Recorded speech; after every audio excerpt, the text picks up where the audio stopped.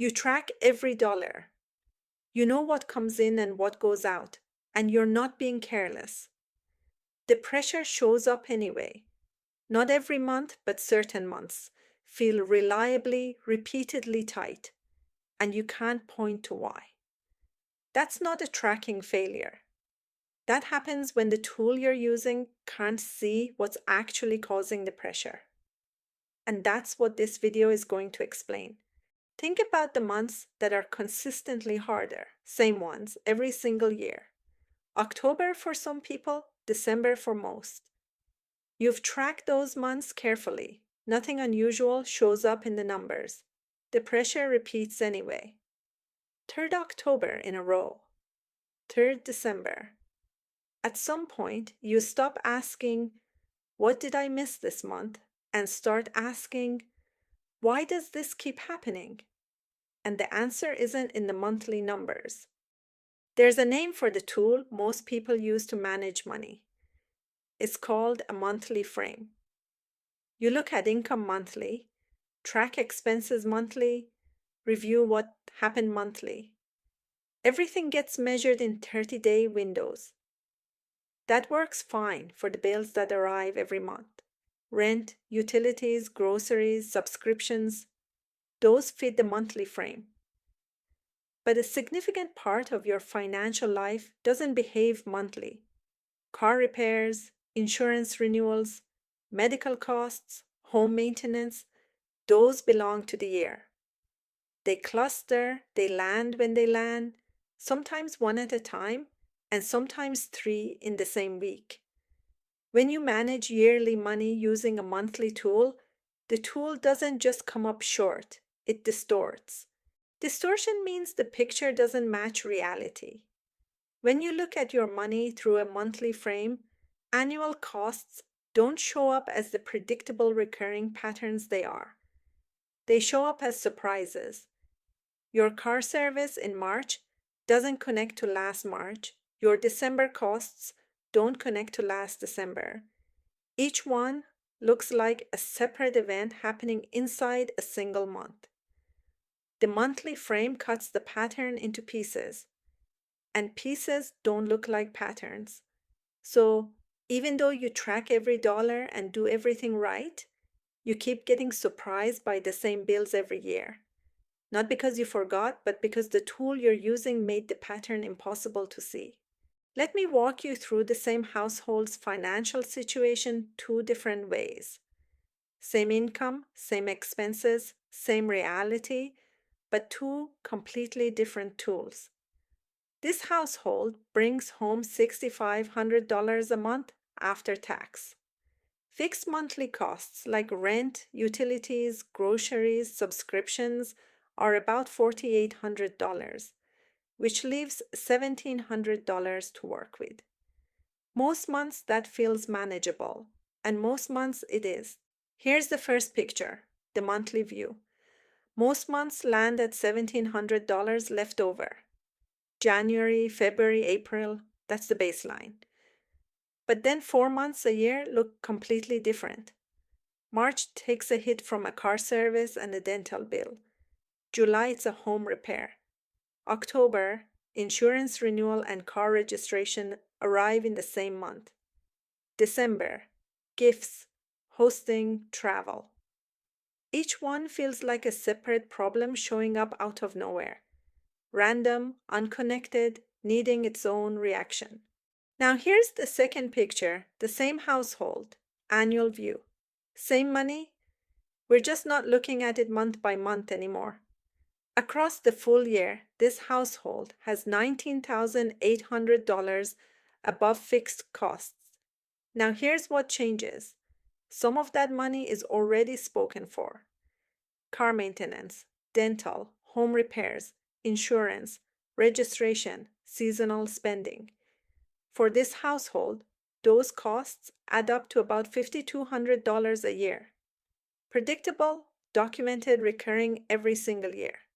So when you look at when that $5,200 actually lands, $1,400 in March, $900 in July, $1,100 in October, $1,800 in December, It's not random at all. It's the same pattern every year. The tight months aren't surprises, they're scheduled. Same money, same household, two completely different pictures.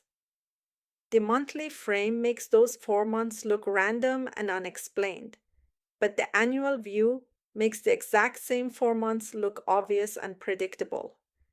Nothing changed except the tool. That's what distortion means. Not only the monthly frame gives you a partial picture of your finances, it gives you a misleading one. And no amount of tracking or reviewing at the monthly level will ever surface that pattern, because the tool is cutting it apart before you can see it. Once you see the distortion, the standard responses start to make more sense. Specifically, why none of them work. The first thing people try is tracking more carefully. More categories, more granularity, more frequent reviews. But tracking more carefully inside the monthly frame just gives you a sharper version of the distorted picture.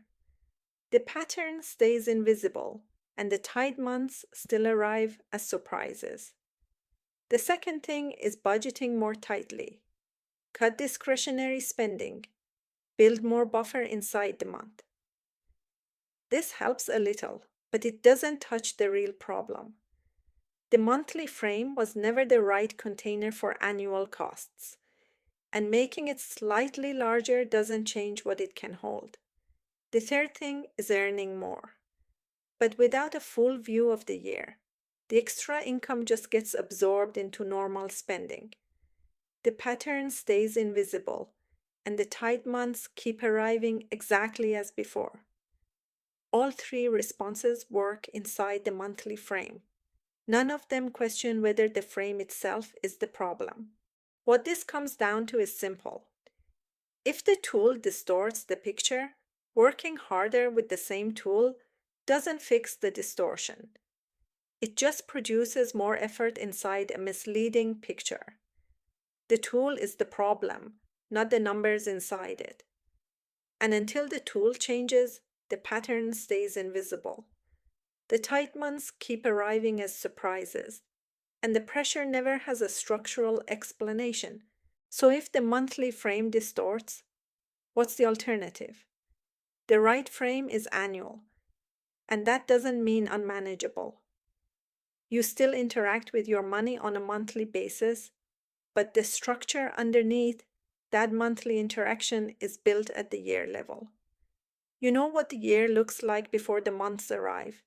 You know where the clusters are, and you know which months carry more. That knowledge changes how every month feels. Not because the money changed, but because the tool stopped distorting it. March isn't a surprise anymore. It's a month you already accounted for. October isn't a pressure event. It's a month you can see coming from January. The pattern was always there. The annual frame just lets you see it. Changing the frame is the first structural move. It makes the pattern visible, it stops the surprises, and it changes how every month feels. But the frame alone isn't enough. Knowing where October lands doesn't automatically mean you have the capacity to absorb it when it arrives. Visibility is the beginning, but there's a base that has to exist before the frame can do its job, and that's what determines whether the pressure actually lifts. Next video, I'm going deeper on exactly that, why the base has to come first, what it's made of, and what happens structurally when it isn't there. Until that base exists, even the right frame is sitting on unstable ground. Before you go, leave a comment and tell me which month you already know is going to be the hard one this year.